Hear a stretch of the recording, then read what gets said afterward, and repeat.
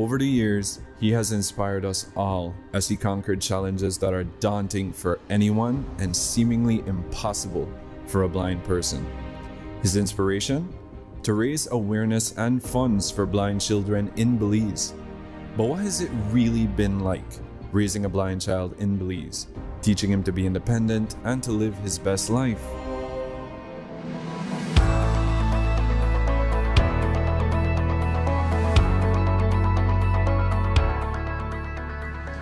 Good evening, and welcome to another episode of The Conversation. I'm your host, Robin Vernon. Over the years, one boy who is now a young man has taught us to appreciate and understand the capabilities of someone who is blind. Rowan Garrell has been an inspiration to all of us as he conquered challenges that are intimidating for anyone and seemingly impossible for a blind person. But what did it take to instill that drive and confidence into a blind child? They say it takes a village to raise a child. What was Rowan's village like? Well, tonight, I have the privilege of talking to the core of his village. Let me first welcome Rowan Garrell, who is joining us virtually. Good evening, Rowan. Good evening. Everything well? Everything's great. Thanks That's for having great. me here. And we also have his sister, Asia Garrell, who's joining virtually as well. Hi, Asia. Hello. Doing all right? Yep, not too bad. That's great. And lastly, I have Rowan's parents, Joe and Milagro Garrell. Welcome to the conversation. Thank you. It's really nice having you all. So, my first question is actually for Rowan. Rowan, where are you joining us from, and what are you up to these days? I'm joining you from Little Rock, Arkansas. I'm at the World Services for the Blind, which is a training center.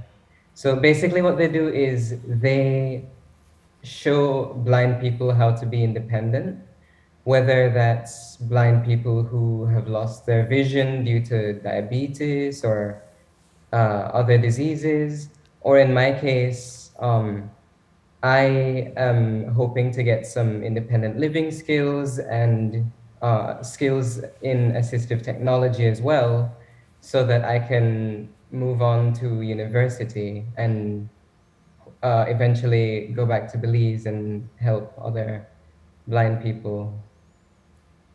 Okay. I have to say, like, personally, when I heard about him trying to advocate for it here and everything, I was really taken by that. Like, I was so appreciative to see that someone's really taking it by the helm and wanting to bring that back home for the other people that can do with it here. Now, for you, I wanted to ask if you can take us back to when you first started to notice that Rowan was experiencing issues with his eyesight and what you did when you found out.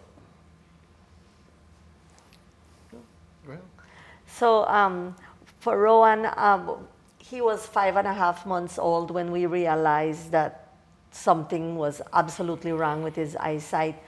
Before then, you know, we thought that everything was okay because he followed us when we spoke, when we went into the room, and, you know, he heard us and he turned towards our voices or our steps. We took him outside and he just gazed all over, but he had light perception. So we had no idea that, you know, that Rowan was blind.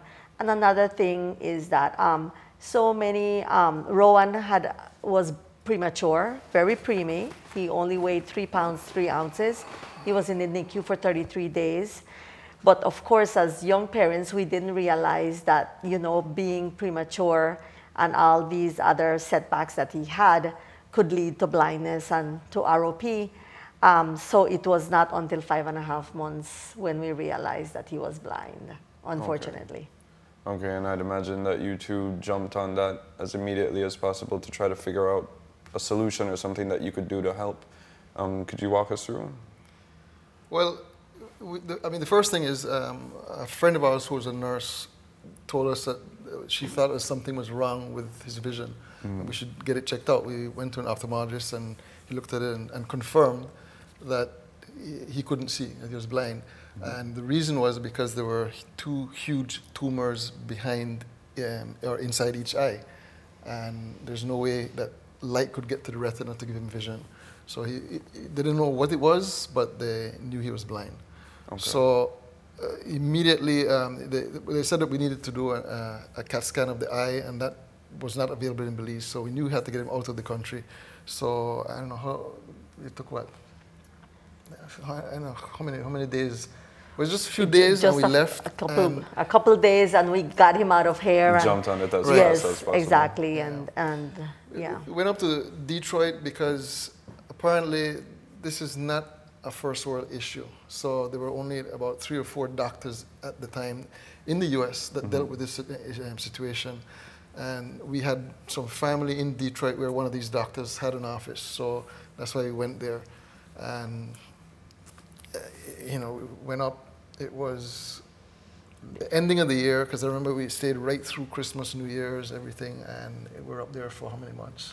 We're there for like almost 3 months because the procedure wouldn't allow us to, Rowan to fly back because of the air and stuff. So he had to. He underwent so many procedures. And they would undergo periodical checkups every too, 3 well. months. Every 3 months, and so for like about 11 years or so, Rowan went after 3 months, then 6 months, and every year. But all in all, for you to know, Rowan has been under 13 surgeries. Wow. And he's completely blind, but. If I'd have to do it all over again, I would try as well. So, yeah. I can imagine you were that's parents for you. Asia, do you recall how you felt when you understood that your baby brother was blind? And if you don't mind answering, what was that like for you? So it's funny. Actually, I was just talking to my parents about this the other day, that I was 7, Rowan and I are 7 years apart. So I was 7 and I don't ever remember them sitting down and talking to me and saying, Asia, your brother is blind. I kind of just remember, I have these like vague memories of Miss Samuels, who was at BCBI at the time, coming in and teaching us how to play with rice with Rowan so that his fingers can get very sensitive, and learning Braille, and just being terrified of her because she was like a strict headmistress. And I don't really remember them sitting down and being, okay, this is what we have to do. Rowan is blind. This is what it means. We kind of I just remember this is how life was, and you kind of just went with it. So I don't really remember any particular feelings toward realizing that my brother was blind. It's just always been the norm for me. I don't have any other siblings, so this is my normal. Okay, and it was something that you basically just fell right into.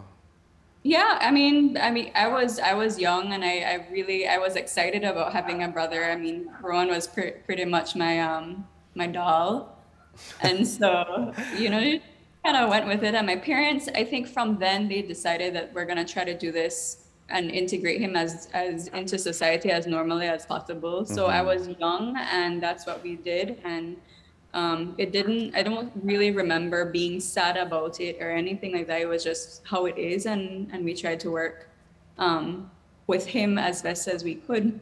And it was basically a way of life from then on. Okay. And I'd imagine as time went by, as the years went on, there were a lot of different challenges and everything with getting acclimated to all the different walks of life. But what would you say would be one of the biggest challenges when it came to teaching a blind child at home? So, when you don't really realize what resources are available in your country until you need them. And I remember clearly being completely devastated about having had a child that was normal, which is Asia, and then having Rowan with us now, and I had no idea how I should really teach him. Should you say blind? How will I show him? You explain the moon, you explain colors, water, different things. And then,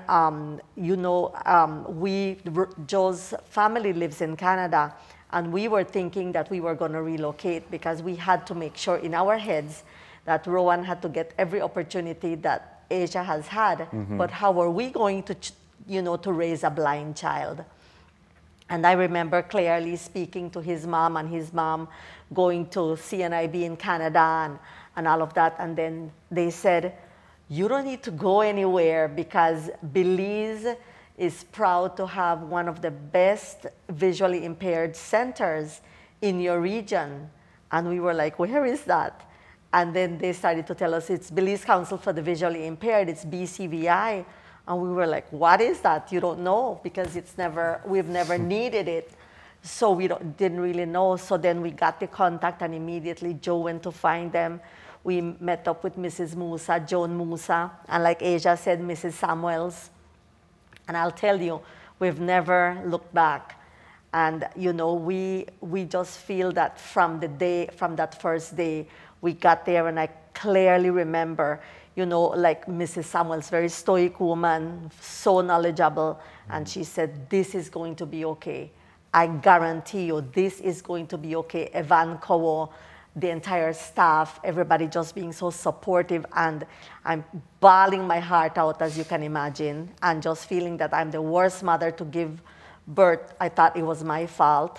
I felt guilty that that I did this to Rowan, and just their support just really took us to the next level, and every year after year after year, and we're here. So BCVI really made for a great overall experience with getting yourselves attuned to what it is you would have to do and assist Rowan with, I'd imagine.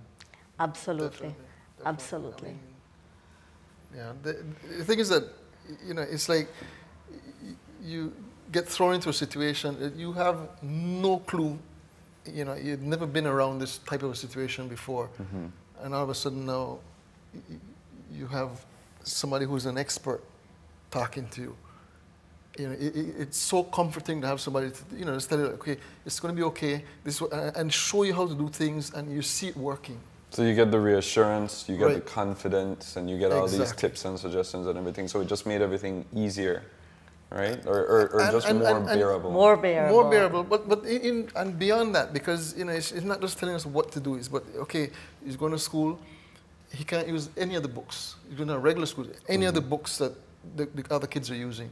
Bring them to us. We'll put them in Braille for you, for free. Wow. So they're teaching in Braille, getting the books done in Braille, and eventually giving him a little typewriter called a Brailler, where he can actually type his lessons and that kind of stuff and write stuff. So that would be his way of being able to take his notes. Yes. That's great. In the early stages, because now he's on a laptop, Okay. a regular laptop. So I look at the keys when I type. Most people that know how to type, they can type without looking at the keys. It's the same thing for him. He's using it the proper way. Yeah. I'm not. I see that you mentioned the school earlier when you said that you spoke to them about providing you with the books so that you can convert them into Braille. When it came to the school experience, I know that you made the decision to put them into a school for the sighted. As parents, what was that experience like? Well, honestly, it's still very challenging, but I must say that, we were very fortunate that Rowan's Elementary School accepted him as is, and even carried us and pushed us harder, because the principal was Rowan's biggest advocate besides BCVI, and she made sure that Rowan did not stay behind, and because her philosophy honestly was, you know what, in this school everybody gets to shine. That is what she used to say, and she made sure that Rowan started believing that. He really started believing that, and that is where I think that he got his inspiration and his motivation from. So she assisted with instilling a lot of confidence. And all I remember that everywhere Rowan went, like right now, who's your village? Everyone was Rowan's village, and we have been extremely fortunate about that. But I really believe that, raising Rowan as a normal, regular child was what really set him off to believe in himself and really believe that he could also do whatever I could do. And of course, he did it better. But that's what we instilled in him, And do you have some experiences that you could share from the teacher's perspective, like how they felt when it came to having a blind child in their classes? I will tell you that every year, as Joe and I were talking earlier, every year was a challenge because teachers didn't really have that knowledge, and they didn't have that experience to be able to have a regular, a child that is blind in a regular school setting. And it was scary for them. And they shared with me, and I said, I am able to get you linked with BCVI, and someone will, get in touch with you to go to the summer camp. They had summer camp, and they were able to give the training to the teachers that were going to be Rowan's teachers that following year. And so we felt that we could have given support as much as possible. And so every year it was challenging, but, and the teachers were scared, some of them, but they took on the challenge and persevered. So it was really an experience for everyone involved, an experience for you as the parents, an experience for the teachers. Rowan, I actually have to ask you now, how was your primary and high school years? Well, it was... I really don't have anything else to compare it to because that was just my norm, right? Going to a school with sighted people. My primary school, like I said, my principal, Ms. Vasquez, was just always advocating for me, if I ever thought of trying to take the easy way out or something, you'd best believe I would be in the office and I would get a very stern talking to. And I'll even say I ran into her a couple years ago at someone's house, I don't remember whose, and my mom said, come say hi to this person. So I went up to her and I said hi because I didn't know who it was. And then I heard her voice and it was like, oh. Hi. And I immediately felt like I was, I don't know, 4 years old again or something. But I would definitely not be where I am today without her, because, she always made sure that the students were treating me properly. I never had any sorts of problems with, bullying or anything. And then high school, high school is always a transition, right? Because you have to make new friends, you have to meet new people, new teachers. It's honestly not fun for anyone. No, it's really not. So, there were definitely very difficult periods in during my high school education. But, like anything else, there were great times too. I mean, I made some really good friends and, so everyone has always just treated me like a normal person. Sometimes some faculty or academics are a little bit more hesitant than others, right? Because it's a lot. I mean, you're asking someone to completely switch the way that they think, but once they realize that it really does not take that much to modify something, you'd be surprised at the difference it can make. Wow, that's very, very interesting, I have to say. And Rowan, let me ask you, do you feel we as a community should be doing more, and even our government, do you feel like we should be doing more for the disabled people within our country? Definitely. Could you maybe share some thoughts on it? So, first of all, there is very little in the way of just basic awareness of how an individual with a disability should be treated. And this is anywhere. This is in academic circles or in, informal situations. And this is why I'm so glad to be on the show with my parents, because, anyone can Google if they read an inspirational book about a blind person or another disabled individual. But what we really need to see is blind people in society doing things, right?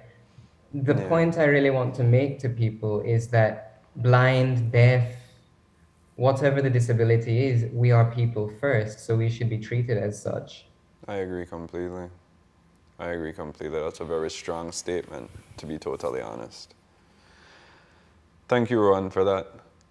Joe, I know that for a very long period of your life you were a nature guide, always out in the forest, very busy, and you were away for quite some time when it came to the different experiences.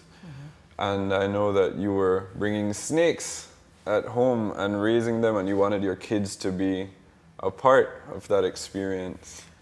Could you share some thoughts on that? Like how you worked on getting them acclimated to this type of life, this aspect of life? Not really. The thing is that, I mean, you know, I'm really outdoors person, always into wildlife and that kind of stuff. And, you know, raising the kids, it wasn't a climate, it was just a part of living in our house. I mean, sometimes I had a couple dozen different snakes in my house. And it's just, I mean, growing up, I had, you know, crocodiles and turtles out front. I even had a crocodile inside, that kind of stuff. So that's sort of what my kids grew up around. So it was we their were, norm. you know, my brother for a long time worked at the Belize Zoo. I mean, when it started. So all that time we were around the zoo, around the Fosters, who, you know, their properties where the Belize Zoo started. I've known them for very long. So I mean, they grew up around that. It's not, they didn't have to get used to it. They grew up in that. So the fear that most people would have when it comes to snakes. First of all, there is no natural fear of snakes. That's a taught behavior. You know, you have fear. Natural fear is fear of like loud noises and of falling. You know, those come naturally. Everything else pretty much is taught. You know, so you know it's a behavior you learn from somebody older. You know, following them and they scream and they go around a snake. So you do the same thing. Like they project that, exactly. that onto you. Yeah. So kids that grow up around people who are afraid of a lot of animals, dogs, and that kind of stuff, are going to be afraid of, you know. So from a young age, because a kid naturally, if they see a snake, they'll probably walk up to it and pick it up. That's not probably a situation you always want, but most snakes are non-venomous anyway, so it's not a big deal. But if I'm gonna, have snakes in my house, my kids are gonna play with them. And from a young age, they're gonna learn, you know, these are the ones you can play with and, you know, the ones that you can't. So it's just what they grew up around, you know, from before they were old enough to walk, they were around snakes. As an animal person and as a snake lover myself, I have to say that actually pretty cool. Rowan, that pretty cool. Asia, that awesome. That's great. Pretty cool, right? So viewers, we'll take a short break and stay tuned to hear how Rowan climbed Victoria Peak and took a dive into the blue hole. We'll be right back.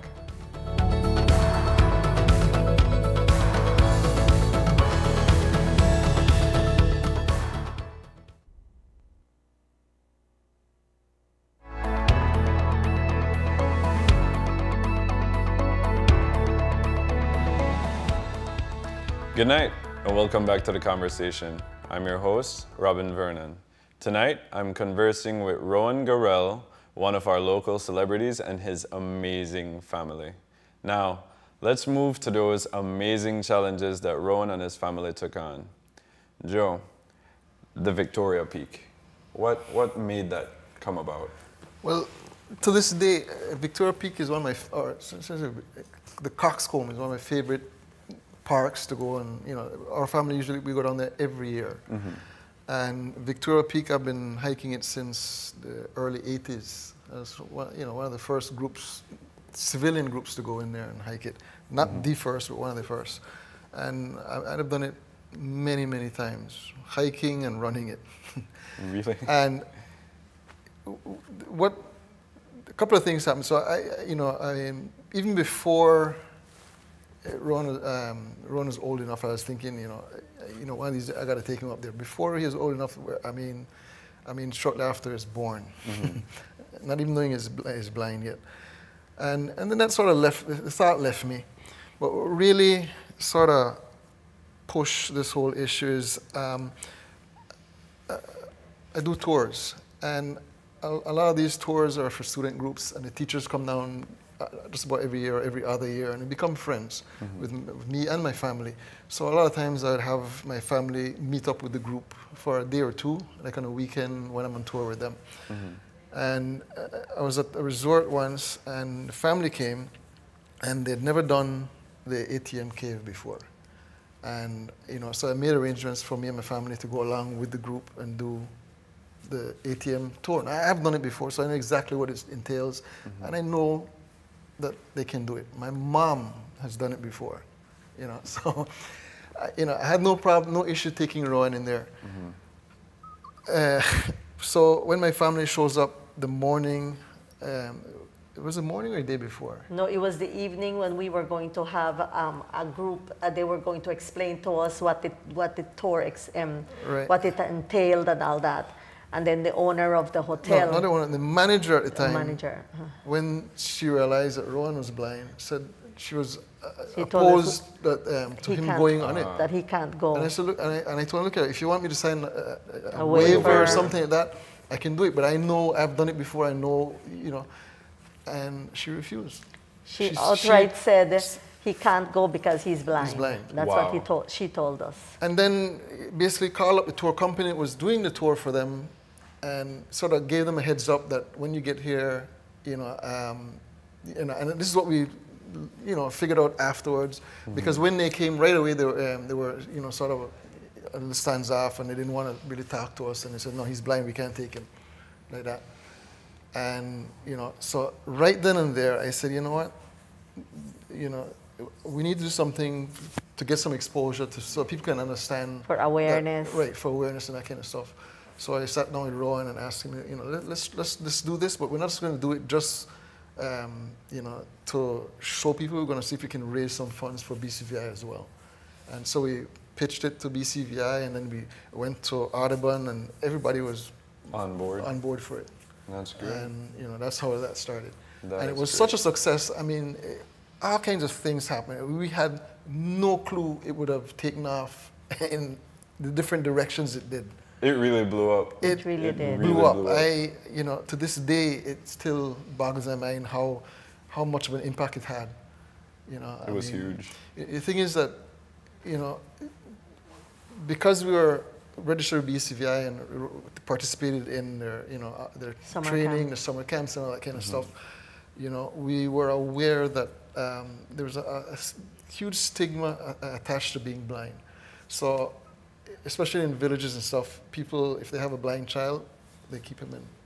Oh, You like know, they shelter them? Shelter them. Very, And very much it's so. almost like they're ashamed to have the child out, so they're just keeping them locked up. Not all the time, but, you know, or not all the cases, but, you know, they'd keep the child in and do everything for the child.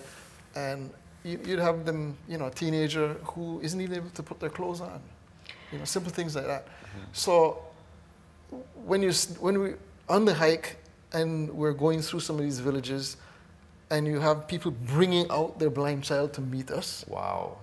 things like that, and then the numbers at BCVI after these challenges just shot up because people now are seeing that this is available, and that, you know, it kind of does away with some of the stigma. You know, that if They this felt guy they can felt the comfort and the Exactly. confidence to come in. to come in and out. Because so right away, that, you know, many people started bringing out, you know, their kids, and you know, so there's so many. I mean, lots of other things along the way with each of the challenges started happening that I had no clue. We did not know, you know, what the outcome is going to be. Ripples making Oh yeah, waves. oh yeah.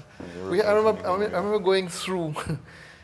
This has nothing to do with blind. Just show you little things like this. Going through Hattieville on the walk across Belize, this guy came up to us and he insisted he wanted to give Rowan the money, just a lot of change. It wasn't a lot of money, but just gave him the money. And he said this guy from Colby, this was his cigarette money for the week, and he was sending this for him. That Wow. it's still, I mean, look, you know, things like that. The you know, interactions yeah. that you guys got from Yeah, these it different just- experiences. Oh, it is incredible. Rowan, Yeah. if I could ask, how difficult was the climb, and what was the feeling when you reached the top?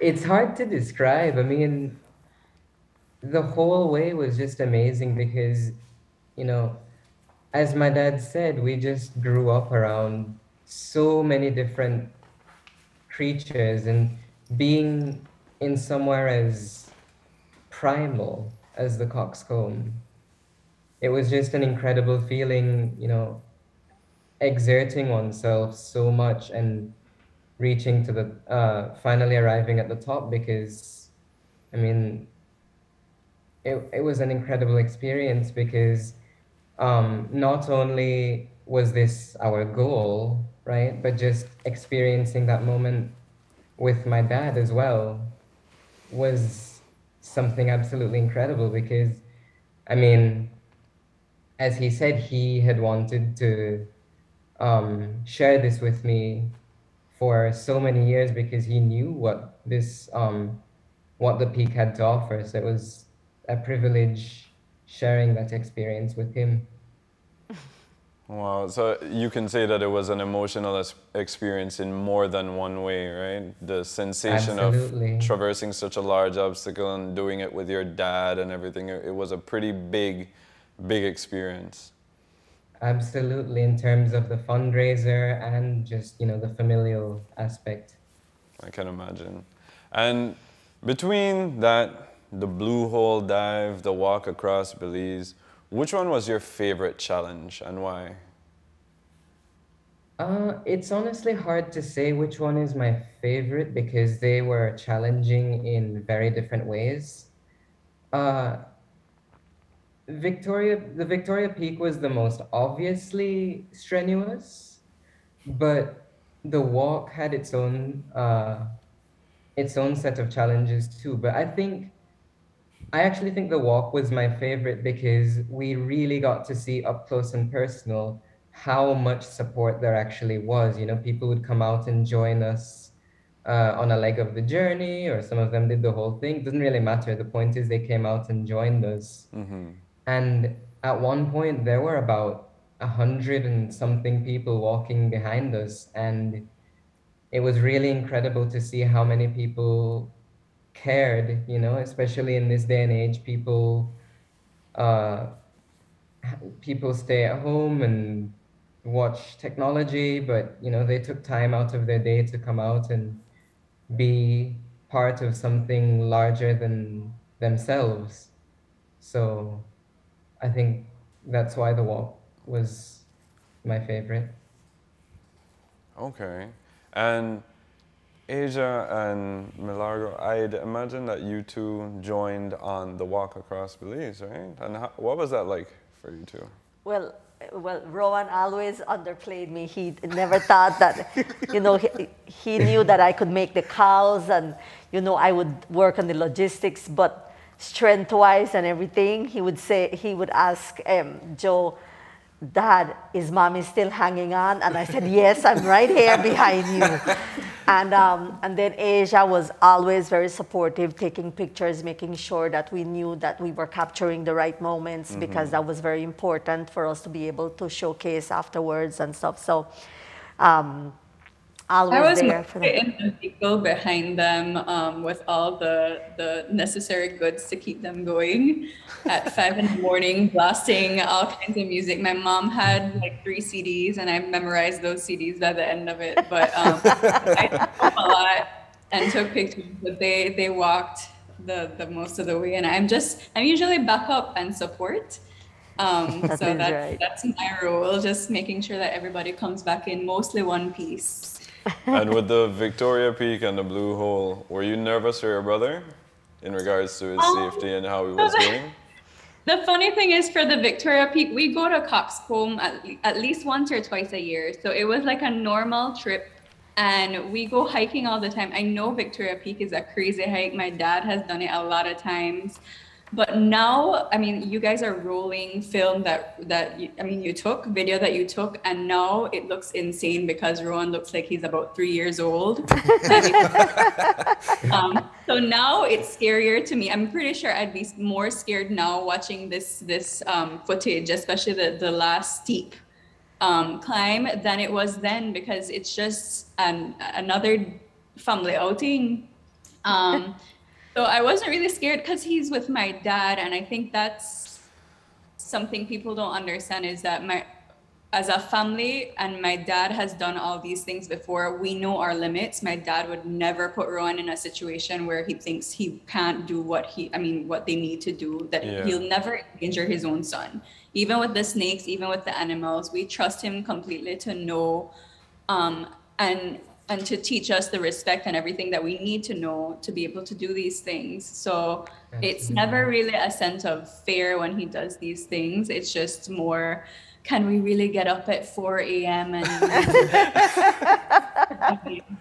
it's more everyday family struggles, and there's really no fear there. I knew Rowan was gonna come back, maybe missing a toenail or two, but that's like, It's really refreshing to see that the family dynamic was so, like, not for all intents and purposes, but normal. Like the things that other people like us, when we were looking at these different clips and these videos and everything that you guys were doing, we would be thinking like, oh my goodness, we really hope he's safe, we hope he's okay, we hope all of this. Meanwhile, like Asia said, it's just like, oh God, 4:30 in the morning. But like I remember the Blue Hole dive was like was very difficult to put all the logistics in place together because of the equipment that we had to be able to get for Rowan, and then we had Johnny Watt was completely on board helping us, and then Tony Rath to do the documentary, but to get all the pieces to fit in together. BCVI was very instrumental to be able to get a headpiece, which is a brand new thing to borrow from some company in Japan and all that. But it was definitely difficult to be able to just put everything together. I can imagine. But we always relied on people in Belize that wanted to make sure that Rowan triumphed. And especially because of awareness, to be able to showcase that, you know what, Joe can do it, Asia can dive, but so can Rowan as a blind person. And he was completely certified. That in itself so must have we- been an yes. experience. That was tricky because, Paddy's not going to make any, skip any of the rules for you to get certified.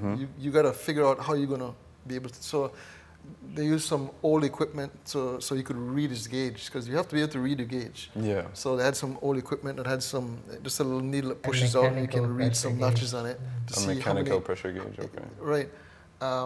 So he went through the same course that anybody else would have. And the thing is that he was the first blind person ever to be certified by Paddy. I don't know if anybody else has ever done it. That but is Paddy, a pretty big deal. oh yeah. No, because Johnny Watt went to the following year, or later that year, went to the Paddy, the big DEMA in Las Vegas or whatever, and they mentioned it at the thing, and he was in the back listening, and he heard it, and he jumped up because he was the one that teaches him. That was his student. They actually mentioned that this year they had the first blind person Okay. get certified. Get fully, yeah. fully certified. That's amazing. Yeah. Rowan, that's amazing. Yeah. And Yep. with these different challenges that he underwent, can we expect any more challenges in the future? Well, that's up to him. Well, He's too old for that now. well, for now, the challenge is getting through life, getting through uni, and we'll see what comes after that. Well, I could tell you that you have the support of everyone here at home, in your home, and I'd imagine for everyone who knows your story and knows you abroad, you have a massive amount of support, Rowan. Now, to shift the tone a bit, I know that we've seen a lot of the highs, a lot of the amazing experiences and everything through social media, through television. But what I want to talk about right now are the lows or the difficulties that you as a family face. And Rowan, you personally faced. And I would want to start with you, actually. What were the most difficult times for you as a blind person? Well, for me, the most difficult times were some of it was in academia. There are so many things that need to be in place for a blind individual to be successful. There aren't many differences between teaching someone blind and sighted, but if we don't have, for example, proper braille or proper accessible material, it can be very difficult for us uh, to capture the information the way that we need to in order to stay on top of our studies. But I think the most difficult thing for me was actually going to university, because there was so much that everyone took for granted, including myself. I did not have the independent living skills that I needed. So I was going from my house, right, where I was pretty much not necessarily catered to, but I had a lot of things, done. For example, laundry is something that our housekeeper did, and you know, a sighted person could go and figure out a washing machine and just look around and see what everyone else is doing. But I mean, going from Belize to New Jersey, I had so much to deal with. How do you change your clothing based on the seasons? I mean, you can see I'm wearing a sweater. It's I could not be in a t-shirt right now, even in my room. So, there are so many things that we need to do. For example, this is why I'm here at the center in Arkansas, because I am still learning how to get around with orientation and mobility, and how to more efficiently use my technology so that when I do go to university, I can do things in a more efficient manner. Okay, so mainly one of your largest challenges was the being exposed to a new environment, and mainly like when you would be on your own per se, where your family wouldn't be around, or someone wouldn't be around to assist you with certain things that, like you said, it wasn't necessarily catered to you or for you, but they were things that ordinarily someone would be able to figure it out, but it was just a little bit more difficult for you. Yes, definitely. And that's something that is just extremely different even when I talk to blind people here in the US, because, here there are so many more opportunities.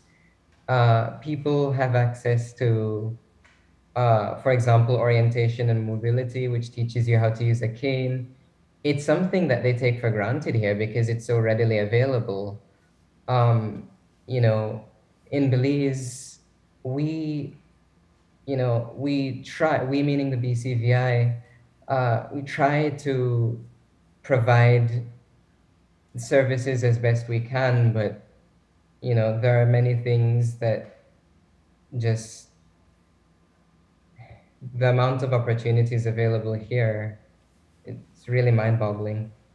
Okay, I understand. And that, I guess that brings us right back to what we were talking about earlier, that we as a society and our government should be able to provide more when it comes to being able to give the resources and the knowledge to the disabled people here in our country. So for example, I was listening to a show the other day, and someone was talking about the walking on your own. I mean, these kids can, Rowan and them couldn't walk on their own because the drains, they all had holes. We know of people that, have hurt themselves trying to be independent, walking with a cane or even wheelchair ramps and all of that stuff. Just the infrastructure is just not there, and so they're simple things. We call it simple things because, we want it to work, but it's extremely challenging, extremely challenging. Well, I would personally hope that as time goes by, we can start to see certain things fall into place that are more accessible in terms of being able to accommodate them outside, inside, just overall. Like, it's everywhere else is doing it, and we aren't an exception. I mean, we have our statistic, our amount of people that can do with this assistance. So where we are compared to our neighbors, compared to other places, we're no exception. And there's no excuse. We should want to be able to do these things. We should want to be able to provide these resources and the accessibility.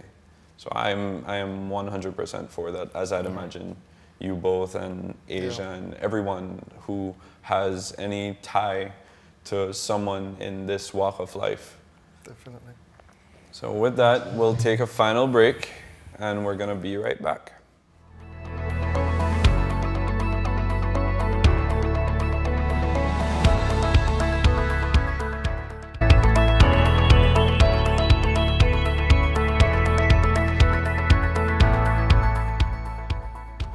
Welcome back to the final segment of the conversation for tonight. Now, for many, interacting with persons with disabilities can be somewhat challenging. Oftentimes, people are not sure how to act, what to say, or what is considered insensitive. Rowan, can you give us some tips on do's and don'ts when you interact with a blind person?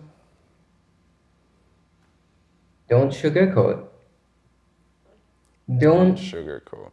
don't try to walk a tightrope, because if you're walking on eggshells around us, we will feel uncomfortable, right? I have made my family mostly ignore me now when I make these jokes, because honestly, sometimes I don't even notice, but it's just, you know, I would be sitting there and maybe they're showing each other memes or some type of other picture, because, you know, we're in the age of social media. Yeah. And they are sighted, so this is what sighties do.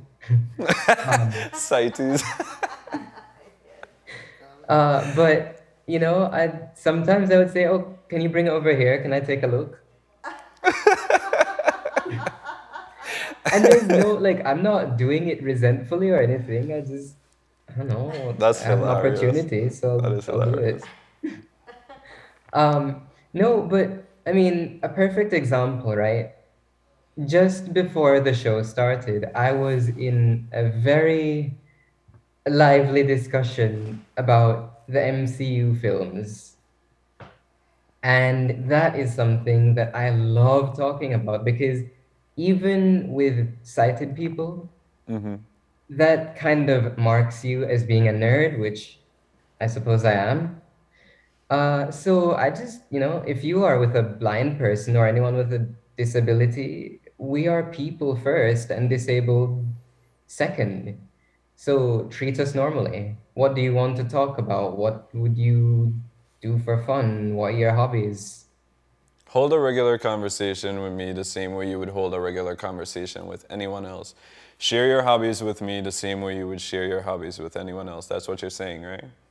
Precisely. And I mean, okay, I know that everyone is curious, right? But this thing about coming up and, may I ask you something really personal? How do you do such and such blind thing? You know, if you've built a certain amount of trust with someone, or if you approach us in a certain way, that's fine. But you aren't exactly entitled to an answer from us either. So, you know, treat us like a normal person and we'll respond normally. I mean, if you're conversing with us and something happens to come up, then sure, we'll answer you, you know. If I'm telling you about, oh, I was watching this series on my computer. Oh, cool. How do you use your computer? All right, sure, I'll tell you. That's awesome. That is awesome. Rowan, I don't know how many times you've heard this in your life, right? But you're an inspiration, a pretty big one. And here in such a small country where everyone knows everyone, that means even more here than it would normally anywhere else. I mean, I saw your experiences years ago And when I found out that I was going to be talking to you and your family, I was like a child in a toy shop. I was so ecstatic. I spoke to my girlfriend, I spoke to my girlfriend's parents, I spoke to my parents, I spoke to your parents, and I was red because I was nervous and I was excited. Being able to have this conversation with you meant a lot to me, as I'm sure it does with a plethora of people that you've met in your life and are going to meet as you go forward in your life. So I just wanted you to know that from me, that you are a major inspiration. And do you, Rowan, have any message to the blind or visually impaired that you would want to impart on them? Well, I have one for the blind and the sighted, actually. So first, for the blind, you know, especially in Belize, you'll have many people telling you, oh, I don't know, mine, you are broke the cup, no pour the water, you are spill it. And, you know, you can figure out how to do things by yourself. I have many friends who are like this. No one's told them how to do something necessarily, but they figure it out. You know, you can pour, okay, if I'm pouring a glass of water, right, I would sometimes put my finger inside so that the water touches my finger. But if I'm, you know, if you're pouring water for someone else or a drink for someone else, you don't want to put your finger in their drink, right? So you pour by sound. As the pitch increases, so does the level of the liquid. So, you know, family and friends are all, they want the best for you in some ways, but they also, mostly through no fault of their own, they don't know what you're capable of. And you are the one who has the power to make a difference in your own life if you want to. So, you know, if you want to figure out, okay, now, of course, within reason, but maybe, you know, if you see your parent doing something in the house that you want to know how to do, ask them. And parents, don't hold your child back from doing something. If, I don't know, if you're cooking and your child asks you, how do you use the stove? You're not going, presumably, you are a good enough parent not to not to let your child get burnt, right? So keep an eye on them and see what they're doing and explain to them how it works, where the flame is, where the burners are, and they'll be fine. And if they get burnt, well, so do sighted people. So make sure that all these experiences are things that your child has, because you know what? No parent is going to be there forever. No sibling is going to be there forever. One of these days, your little chick is going to have to leave the nest, and what then? That's amazing, and that's So really that's my touching. message. Thank you so much for that, Rowan. That is, wow, that kind of got me. Asia, as a supportive sister, what message do you have for siblings of disabled persons?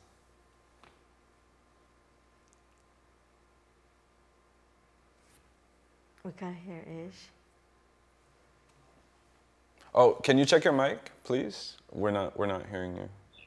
Can you hear me now? Yeah, okay. Yeah, we can hear you now.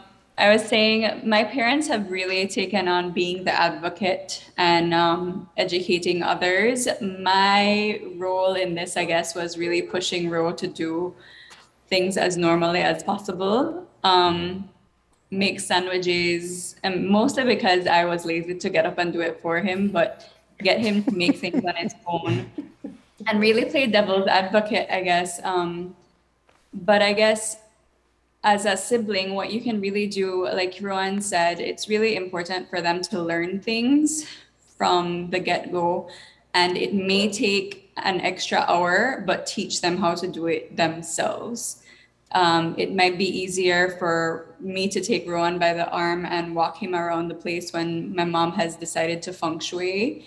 But, you know, taking an extra half an hour to teach him how to get around the house on his own, that really helps him able to come up and down the stairs and in and out of the house on his own, and that gives him a sense of independence. So take that extra time. It's kind of your role to make him kind of survive a little bit on its own, but take the extra time that it will take to teach him how to do as many things as possible on his own. So the mantra for the most part of this show has really been to be able to encourage your disabled children to want to be able to do these things on their own, to push them and to let them know that this isn't as detrimental as you feel that it is. Life is still out there, life will still go on, and there are many ways and many people who are able to help you to be able to make yourself equipped to handle this life. And don't hold yourself back. Would you agree? As parents, Joe and Ms. Milagro, for parents who have this experience in their life with a child who has this disability, what would be your advice for other parents out there who are looking for the answers or looking for help but don't know how to ask or who to ask?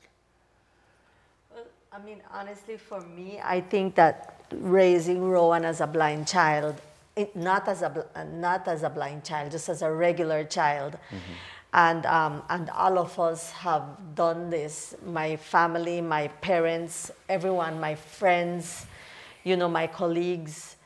And when then I sit back and I think of where my life is, I feel like all of us have learned to see and enjoy life in a way different light because of Rowan, because of Rowan's experience.